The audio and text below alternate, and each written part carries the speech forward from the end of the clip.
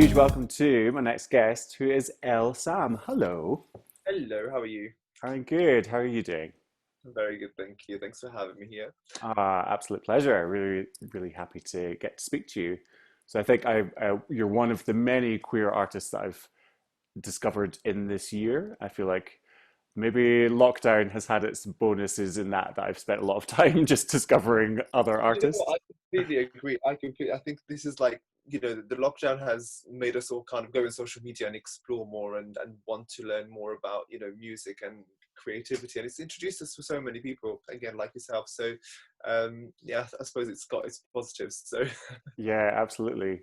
And how have you found kind of in terms of making your own music and releasing it this year? Has it been quite different to your usual cycle of doing things? I guess with no live performances, that's quite a difference in itself. yeah, I think so. I think in terms of live performances and the stuff that I wanted to do in terms of planning, like I wanted to release an album and have a launch party, etc. And Yeah, that's just not happened.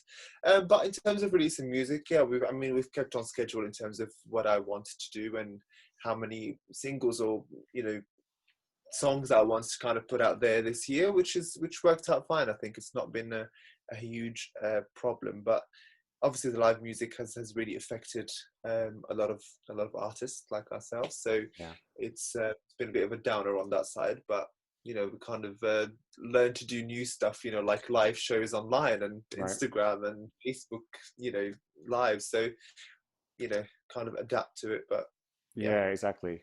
Sort of forced to up our social media game, I think. yeah, 100%, absolutely. So we're going to dive into all your music and a little bit about you as well. But before we do that, I have to ask, tell me the story about the rug behind the mirror that is behind you. I Yeah, love I it. mean, I originally ordered this rug online, and as you know, online you can't really trust stuff sometimes. Originally, it was meant to be this color, which it didn't fit the room.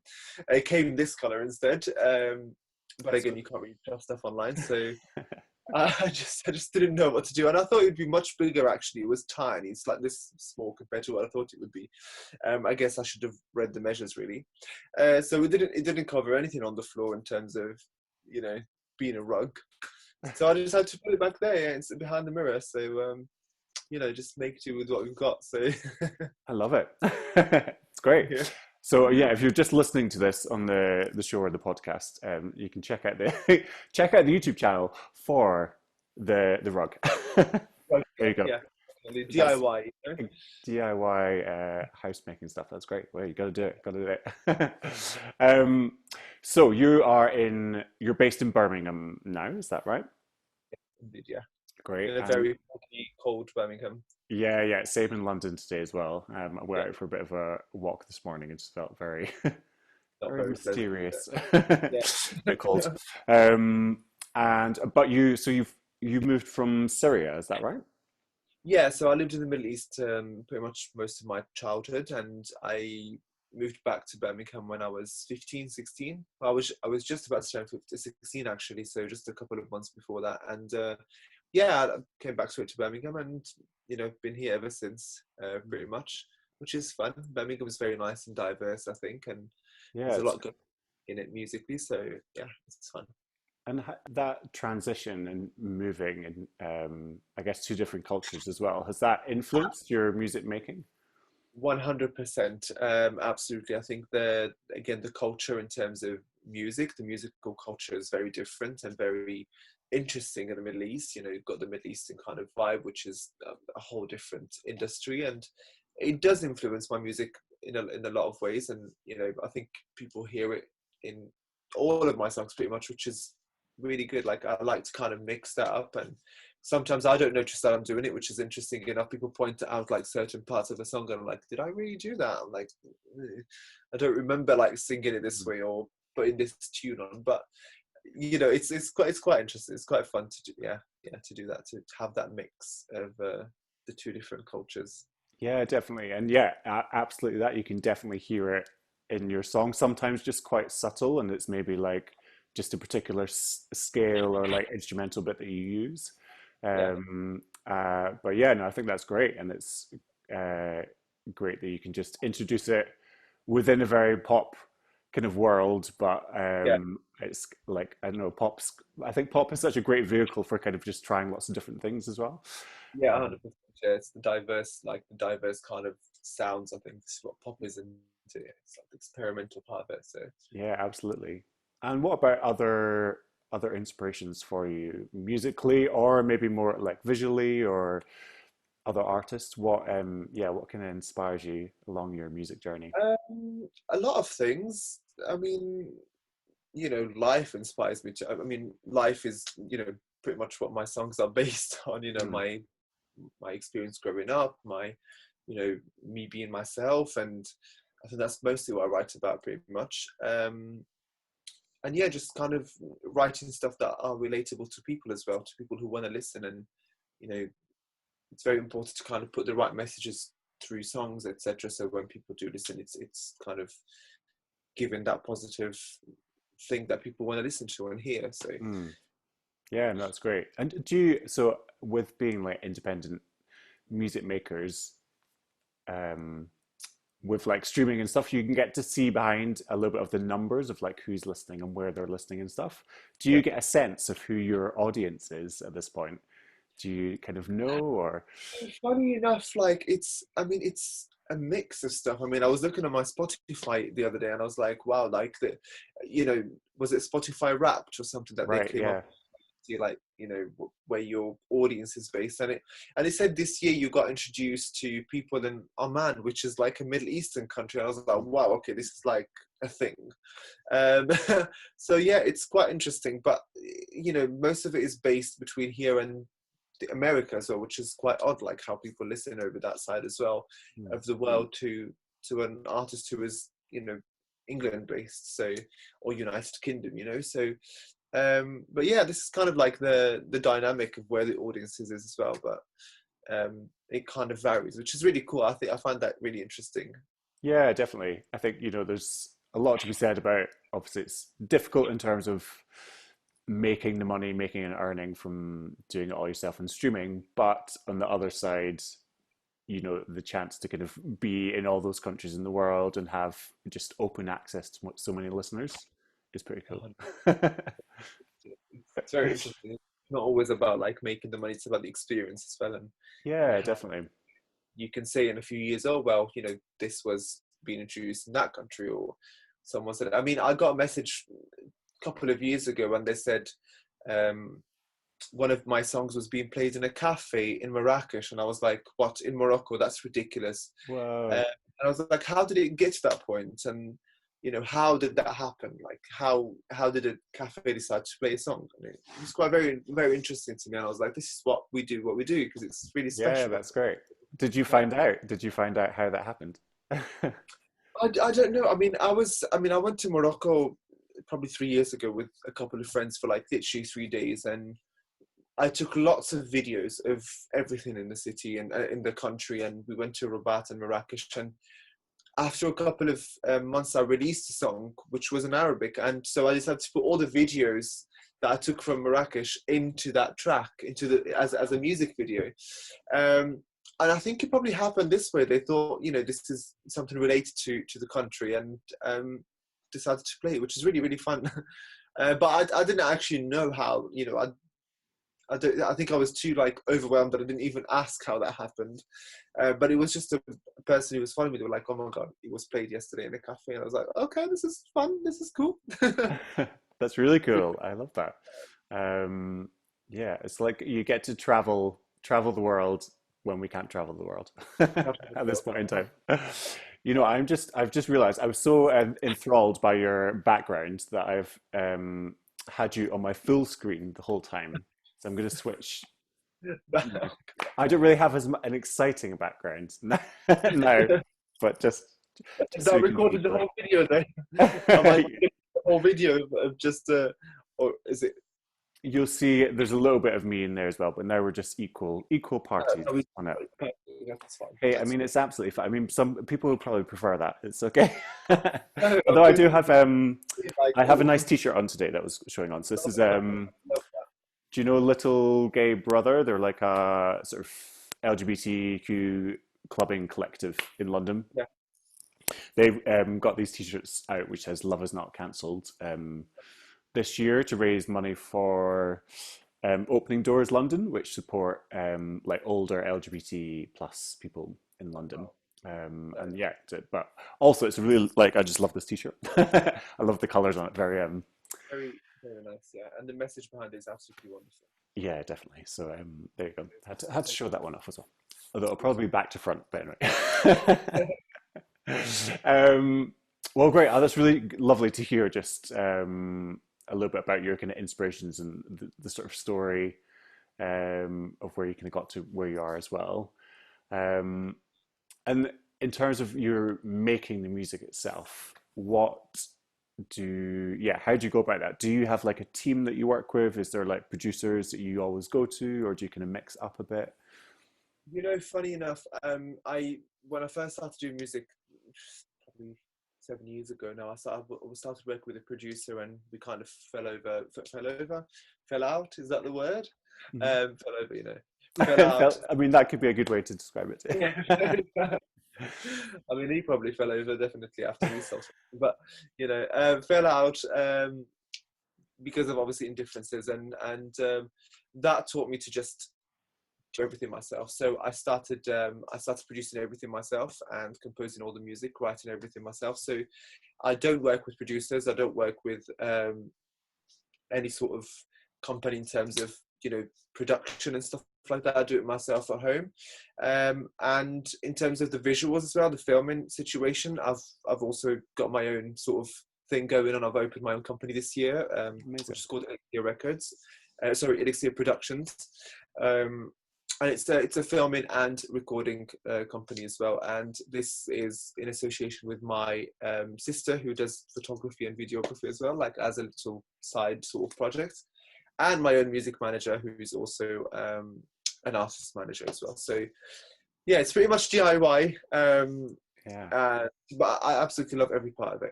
Every part of it. So I love having the control of being able to edit my own stuff and compose everything myself, master it the way that I would like to the sound to be like.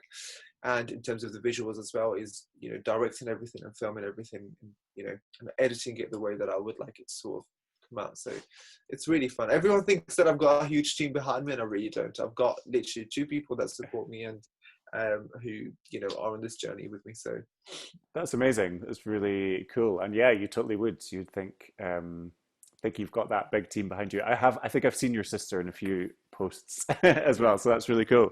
Um, I'm she's gonna only get 9. She's very yeah. yeah. I'm gonna get even geekier on the tech. So in terms of like your production, what do you use? What's your setup? In terms of recording, I use Logic. I used to for years use GarageBand. It's only this year that I was able to afford to use Logic and pay for it. So, Yeah. and it's very, very, for anyone who's starting up music, Logic and GarageBand is very similar. You don't even understand. Like the layout is the same, the instruments are the same. Logic only has slightly different, more advanced kind of way of production in terms of production, and a couple more like instruments that are different than GarageBand. So if anyone is using GarageBand, stick with it until you can afford Logic. Don't just go straight to Logic, and get used to it. Hmm. In terms of filming as well, it's Final Cut Pro, but that's a bit expensive as well, on the expensive side. People need to save for that, but there are some hacks in which you can get them online.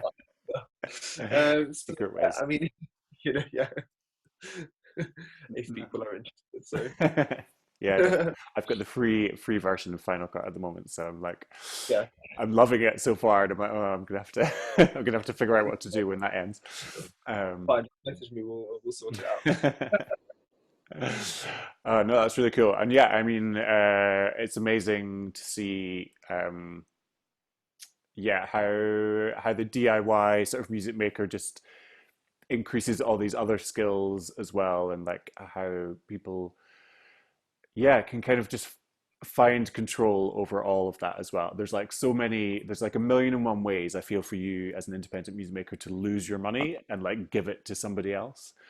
But the more that you can kind of upskill yourself, I guess, and like find out how to do things yourself, Yeah. then even better. So that's really It's got its inspiring to pros and hear. cons, obviously, in terms of the pressure of it. Sometimes it gets a bit too much when you just want to Sure. do and have, sometimes you do need a team behind you. You do need Mm. someone to be like, I'll sort this out, you sort this out, and it's done. So sometimes it's a bit more pressuring, but it's fun. It's also fun to be in control of it all again, as you said. Mm. But yeah, ideally in the future, I do want a team behind that just does everything and have to concentrate on several things, and then it's done. But that would be in my wonderland. Yeah, Uh, that's the magic wand yes, scenario. yeah, Yeah, for sure. And then you can just concentrate on making music. That would be nice. yeah, exactly. Yeah, for once, yeah, definitely. Um, so, we're speaking a little bit earlier about how sort of introducing to other queer pop artists, but I just wonder what that term means to you in itself. So, queer pop, what do you think that kind of I think it's captures? just being free to express who you are. I do. I think. I mean, I was talking about this a while ago, and someone asked me, "What does queer mean to you?" And I think queer means the label of no labels, which I think it kind of represents what it is. And even though it's a very strong word that was very seriously, sort of offensively taken years ago. I think now people are embracing it more and using it as a unity kind of word. But queer pop is just, how, the freedom of expression of experimenting with pop and with music and with presenting yourself visually and sonically in a way that you feel the freedom to present yourself in. So I think that's pretty much what it means to me. Uh, Yeah, absolutely. And I think, even within the pop genre as well, you can be quite free to kind of experiment, as we were saying, lots of different ways of that as well. And so, speaking of the pop genre and pop music, can you tell us a little bit about your latest track, which we're going to be hearing on the show? Yes, so my latest track is called One I Used to Be.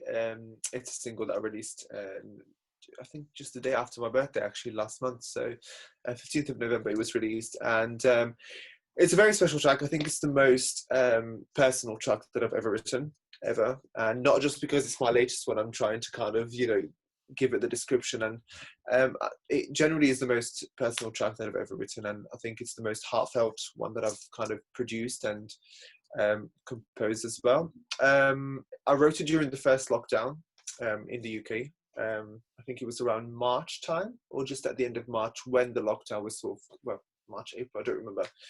Just after lockdown was announced, and I think it was a couple of weeks or 3 weeks in, and I was like in a mindset that I was just very sort of felt very negative in. And so I wrote the track, and it's about sort of I think from the title "What I Used to Be," it's sort of talking about your old self or the self that you kind of want to get rid of and kind of completely ignore, and the new person that you are, and how to embrace the new person that you are. So the person that makes you feel better about yourself, and yeah. Oh, So great. that's what the track is about, pretty much. It was also filmed during lockdown, the second lockdown. We hired a studio in Birmingham and we filmed it there as well. With a very small team while we were social distanced. But it's fun. It's fun doing being creative during these times. So it's quite an interesting journey. So Oh, great. Well, amazing. It was a really beautiful track. So I'm really happy to feature it. And so in terms of I have two questions, two follow-up questions. Um, in terms of your writing process, um, what kind of comes first? I know this is always a tricky question because I feel like it depends on the song for me. So sometimes it'll be the lyrics come first, or I've got some chords or whatever. But yeah, just wondering for you, is there a particular um, way that it happens? not at all, actually. Really, funny enough, I never sit down and have a songwriting session. I've never done it. It's just never happened naturally for me to sit down and be like, okay, well, I'm going to write a song today. Songs, I'm sure you know that as well. Songs come out at the most ridiculous times Yeah. sometimes. Sometimes you're just about to sleep, and then you get to like little line that you're like, I've Isn't just that got to write funny? that. They just like Yeah, appear like, oh, blip, blip, blip, blip. yeah, it's hilarious. It's ridiculous, and sometimes it can be the most amazing songs that you come up with. I mean, the other day I woke up and it was in my dream. I was singing a song, and I woke up and generally had my phone next to me. So I have my phone next to me all the time in bed, and I know it's really bad for you. But I woke up and I was like, okay, I need to record it, and I ended up recording it. Recorded it on my phone. I was like, wow, that's crazy how I just dreamt about writing that song and it sounds good to me, and I've Yeah, just that's cool. So that, almost yeah, I've had that before as well, but I've not had I've not had my phone next to me, so maybe I need to do that as well. But yeah, I find that so yeah, wild. Like in my dream, I was literally like full song, full orchestration of a song as well. I could hear the strings, and I was like in my dream, I was like, this is great. But of course, then I was like, "Ah, it's it's gone. crazy. That's the Maybe it'll come creative back. mind of it. Yeah, Yeah. it's funny, isn't it? That's really cool. And yeah, the other question I was going to ask. So your visuals and your songs. So do they always work kind of in tandem? Like, are you thinking about the visuals as you're creating the song as well? And then, Um, Sometimes, yeah. Sometimes I don't really. Depends really on the song again. I think it's a matter of whether I do envision something that comes with the song, or whether sometimes a song just needs to be a song and that's it. It just needs to be there and mm, nothing sort of attached to it. But I do like making visuals. I think they're very fun. I think they're very expressive what the song is, and it does attract a lot of people to kind of watch and stream the music. And um, I think it's interesting and naturally for people to watch stuff and be like, oh my god, this is cool. This goes with that. And so yeah, I mean, I always envision what's going to happen, and I tend to listen to the tracks, and it's not in an egotistical way, but when I do, produce a track and I haven't released it yet, I tend to listen to it a few times, whether I'm on my way to work or I'm going to visit a friend or I'm just walking around morning sort of walks, or I just tend to listen to the track and then see how that kind of, what I envision from it and what ideas I get from it. So it depends really. Depends on the yeah, track. what comes up? Oh, I do the same thing as well. Rather embarrassingly, when the Spotify Wrapped came up, my top artist was myself. I There you go. was like, okay, I've been listening to myself a lot. Love that. Why not? You know, if you don't listen to yourself, You don't know. You can't criticize yourself unless you like listen to yourself. I think exactly. a lot of people are terrified of listening back to their stuff, and I mean, I used to be the sort of person that never like looked back at live shows that I've done, but I Mm. think I've learned a lot from it as well because you can criticize yourself for that. Yeah, totally. And you're continually learning and changing as well. And it's something that you might have done in music a few years ago just is not where you're at now. And it's I find that quite cool as well. It's kind of like, oh wow, like that was what I was feeling at that time, and that was who I was, or um, and there's so many different factors that kind of go into that weird magic moment of creating that song in that moment that you kind of yeah, it all is wrapped up in Yeah, time as well, I think. 100%, absolutely. I agree with that. Absolutely. Um, so what is next for you? Well, as we come to the end of this year, actually, of 2020 as well, obviously quite a strange year, difficult year in many ways, but what Absolutely. are you looking forward to next year? Have you got particular plans or? I mean, as long as I've got a sort of schedule in terms of releasing music, and my goal is to keep obviously the releases going pretty much because I like a regular sort of thing to keep me going as well. I do want to hopefully by next year release a more poetic album because again I started my music with writing poetry. Oh, cool. Um, so most of my tracks are sort of more poetic rather than just a track that's just um, sort of written. There's a poetic process Mm. behind it. If that makes sense. So I do want to release an album which is more on the poetry side, and yeah, I think an album is the most kind of on top of my list of things that I want to do Yeah. as well, definitely, and hopefully a poetry book. kind of I'm in the process of doing at the moment, just for myself, and then we'll see if I can release that as well. And hopefully, if live music does come back, I definitely want to be going around a few cities around the UK and hopefully getting some shows around. Yeah, that'd be fun. Yeah, definitely. Find those Um, places that your music's been played. You can plan that world tour. yeah, absolutely. 100%. I'm going to put my first show in January, actually, January 3rd, which was just announced a couple of days ago. Um, I mean, we're hoping that we kind of can do that, but it's in Birmingham. It's Birmingham based at this venue called Dead Wax in Digbeth, which is in central Birmingham, and we hopefully can do that. Yeah. Oh yeah, fingers crossed. I hope that goes ahead for you. Yeah, I had a couple of gigs lined up, but just the one then got hit by the second lockdown. Yeah. Then the bar couldn't open because of the new restrictions of like having to have food and stuff as well. So yeah, it's tricky, isn't it? A But tricky time. fingers Yeah. crossed for you. I hope that that all goes ahead for you next year. But that sounds great, really exciting, and I really love poetry as well. So that I'm excited by that prospect of seeing you do some of that as well. Thank you. Um, so to finish up, we've got one more question. Are there any other LGBTQ plus music makers, or I'll expand that to kind of just artists, people in making creative stuff in general that you would recommend that we checked out?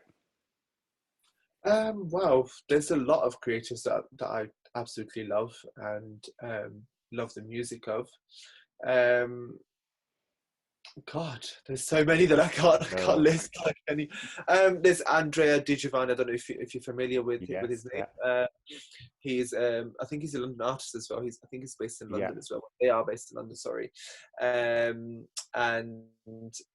yeah, I mean, I've met Andrea years and years ago, and probably about 3-4 years ago, and we had the same show in Soho, I think, in London as well. So yeah, definitely worth checking them out. Yep. Very incredible music. I love how artistic they are, and I mean, I think they're more into the more alternative pop music. Mhm. I think that's what they kind of classify the music as. I hope I'm not wrong with that part. Um, but yeah, so definitely Andrea Giovanni. And there's also, I mean, if we kind of expanded outside the LGBT community, Mm. I think there's one of my friends and one of my favorite artists as well from Birmingham as well. Her name is Naomi Dawes. And she's an incredible artist as well. We've done a song together earlier this year. Yeah. Right. Yeah. Hmm. Really lovely. Who else? Who else? God, a lot of artists that I love. Oh, Esther Turner. How can I forget as well? Esther Turner is Oh also. yeah. Hmm. I don't know if you've heard of Esther Turner as I well. have. So I met Esther at a live gig. Oh, that feels like so long ago now. But yeah, so maybe 2019, maybe 2018 in London. Yes. Um, I think it was at the South Bank Centre, if I'm not mistaken, Yeah. for um, a night that was run at the RVT in London. So I Yeah. was kind of just helping out at it, and yeah, yeah, really great, really great music. Lovely, lovely artist. She's actually she's from Birmingham as well. She's from Solihull, I believe, and Mm, she's a very lovely friend of mine as well. We've met again years and years ago. I think when I first actually started doing open mics and open mic nights mm, in Birmingham, and she was a regular there as well. So she used to be there every Monday, and I met her through there. Then we didn't see each other for like a couple of years. Then we got back again into the scene together, and we met up a few times and stuff. So yeah, she's absolutely lovely as well. She's absolutely lovely. Very supportive of a lot of artists as well, which is mm. really lovely. Yeah, that's great, and I think that's always key when just give it out, and hopefully you'll receive lovely Yeah. things back in return. I think it's always a good way. Well, Fab, yeah, and I know that question is always tricky because there's like so many people to to recommend, but Yeah. who's in your Yeah. head?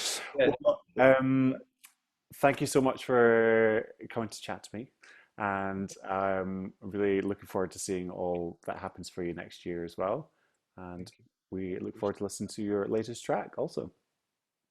Thank you very much. I appreciate you having me here. It's I've been really looking forward to it, and it's been absolutely lovely to talk about music, and especially during this time, I think the support between artists and creators is very important. So I really appreciate that. Absolutely. Thank you so much. Take care. You.